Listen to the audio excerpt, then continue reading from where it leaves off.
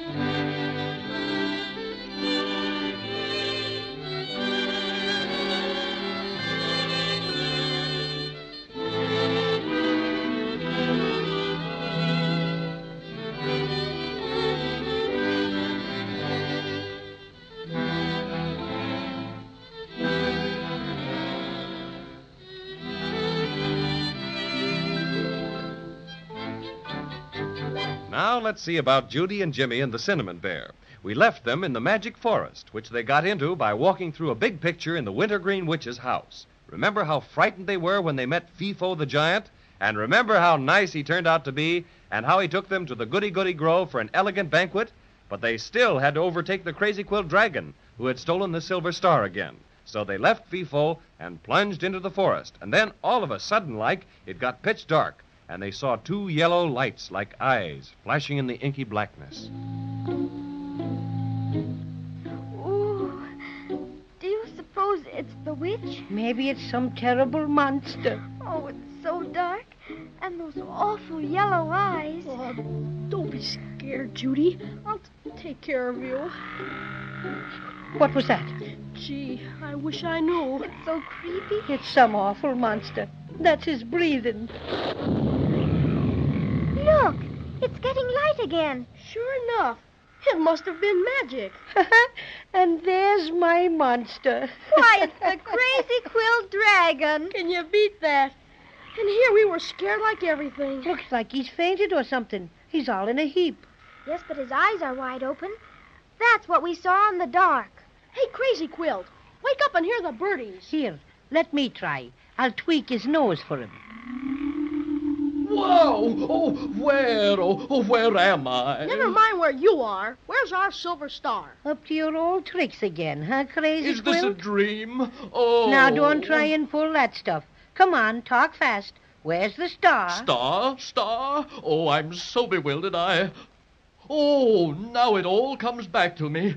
Judy, Jimmy, and Patio Cinnamon, at long last, an end to this nightmare. Is it really you, my friends, or am I still dreaming? Of course it's us. Who else would it be? I didn't know. I thought it might be more of the Wintergreen witch's magic. Magic? Yes. Oh, you'll never know what I've been through. Oh, the shame of it all. Oh, agony. Why don't you stop your infernal moaning and tell us what happened? Well, to make a short story long, after those pirates sailed away with you, I dashed hither and thither like a mad thing in search of enough corks to make me watertight so I could swim after you. Did you find them? Luckily, yes. I stumbled on the requisite 4 barrels of corks, swallowed them hastily, and in I plunged. And you swam after us all the way? All the way. A mere nothing, though. By the by, I was backstroke champion last year, you know, and I also hold medals for freestyle swimming, the root beer crawl... Oh, quit bragging, Crazy-Quilt, and get on with your story. Far be it from me to enumerate my aquatic achievements to an unappreciative audience. Well, anyway, I swam like 10,000 dragons and arrived at the island of Obi in remarkably good time. But when I attempted to land, I was stopped by a wave which I couldn't get through. Sure, that was the magic wave. Decidedly. It occupied a great deal of my time, but finally I managed to dive under it and proceeded to the shore. There, to my delight, I saw the silver star reposing on the bosom of a roly-poly policeman. And then you talked him into giving it to you. I didn't either. I was just about to engage him in casual conversation when, wham, something indescribable overcame me. Yeah, You just couldn't resist the star. It was so bright and shiny. Oh, it was terrible. I wasn't myself at all. Some powerful and evil influence seemed to guide me. A voice kept repeating and repeating in my left ear. That's the blue and orange one, you know. Get the star. Come this way. And so, although I wanted to wait for you, in agony I fought to wait for you. This diabolical force kept pulling me. Sure, just itchy claws. That's all, itchy claws. Don't interrupt him, Cinnamon Bear. And to my utter shame, I succumbed to the voice, got the star by pretending you'd sent me after it, and was drawn like steel to a magnet, up the beach, into a house, through the picture frame, into this magic forest, right to the spot where you found me just now. And then...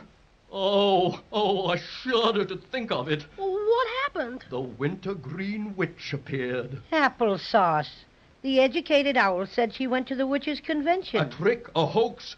This ominous, weird thing stood before me, and then I realized it was she who had exercised this horrible power over me, made me steal the star. Oh, come now, Crazy-Quilt. Don't blame it on a lady. She's no lady. And she made me hand over the precious star, and then I think she must have put me in a short trance, because that's all I remember. Oh, agony. Jiminy crickets. Poor old Crazy-Quilt. Sounds fishy to me. That's what it does. Well, you believe me, don't you, Judy? Of course I do. Didn't you save us from the Inkaboos? Sure he did.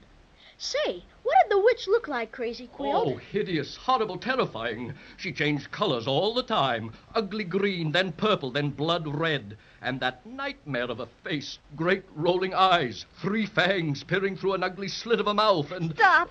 I don't think I want to hear any more. Oh, Judy, if you get scared just by hearing Crazy-Quilt talk about that old witch, how are you going to be when we meet her face to face? I don't want to meet her face to face at all. Well, that's just what we're going to have to do if we want to get our silver star back. Sure. Gotta meet her face to face. Gotta be very brave. That's what I say, though somewhat reluctantly. I guess I can be as brave as the rest of you. But how are we going to find our way back to the place where we came through the picture frame? Gee willikers, I hadn't thought about that.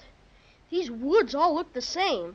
Do you know which way to go, Crazy-Quilt? Oh, I'm dreadfully sorry, or maybe dreadfully happy, that I haven't the slightest idea which way to reach the Wintergreen witch's house. Remember, I've been in a trance or something. Huh. I wish you'd go back into your trance and shut the door after you. Well, children, I guess there's nothing left to do but follow our noses. Hope we'll find the place where we came in. Come on, let's go. Looky! Look what just popped up on the other side of that bush. Why, it's a yellow rabbit, and he's grinning from ear to ear. Very friendly looking, too. Perhaps he can direct us. I shall accost him in my best Dragonian manner. Greetings, my little woodland wayfarer, my little relative of the blessed Easter bunnikin. Won't you join us? Oh, look at him hop right over to us. And now, who might you be? I'm called the Rhyming Rabbit, 'cause rhyming is my habit. Listen to him, Jimmy. He talks just like a poem sounds. Intriguing no end. Tell me, Rhyming Rabbit, what makes you talk in poetry? I ate a rhyming dictionary, which made me very literary. I rhyme from break of day till sunset because of all the rhymes I once had. This is all very interesting, but it doesn't help us find our way out of here.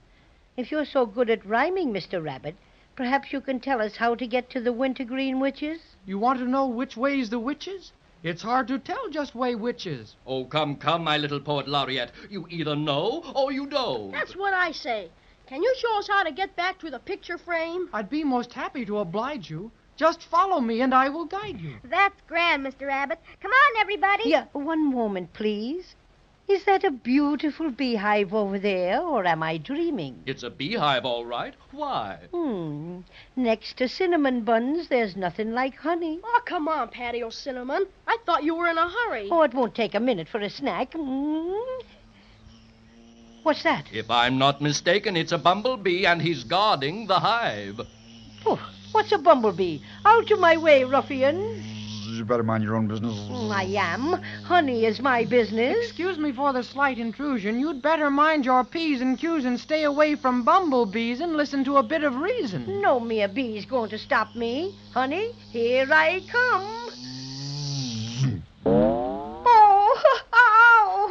Oh, he got me. That's right, laugh. Oh. Oh, somebody get me a mud puddle quick. And as for you, you rhyming rabbit, don't stand there grinning. I suppose you're going to say I told you so. Well, what do you got to say for yourself, Smarty? You should always let the bumblebee be. You'll never win his friendship, no siree. You may hobnob with a gadfly, though he's more or less a bad fly, but you'd better let the bumblebee be. You can dawdle with a doodlebug or flea. Ah, Katy-did is charming company. You can visit with a cricket or a cockroach in a thicket, but you'd better let the bumblebee be. Just take a bit of sound advice from me and keep away from his vicinity. You may think you'd have a keen time, but he'd sting you in the meantime, so you'd better let the bumblebee be. Ouch! You'd better let the bumblebee be. What a shame. That bumblebee stung the rabbit, and he wasn't doing a thing either. Water, water, pour on water. He got me where he hadn't oughter. Never trust a bumblebee, 'cause he'll sting you like he stung me. He's running away. It serves him right. He laughed when I got stung, didn't he? But he was going to show us how to get back through the picture frame. What to do now? What to do? I know. The whistle. The one the giant gave me. Giant? Oh, I don't like that one little bit. Sounds bad. Oh, but Fee-Fo's a gentle giant, and he was very nice to us. Sure. And he gave me this little whistle and said if we ever needed help, just to blow on it 3 times and he'd come a-running. I'm sure Fee-Fo can help us. Blow the whistle quick, Jimmy. Okay.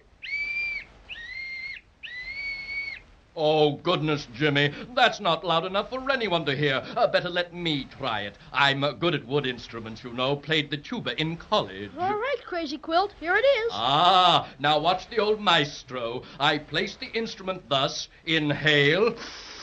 And... What happened? Gee willikers. He swallowed the whistle.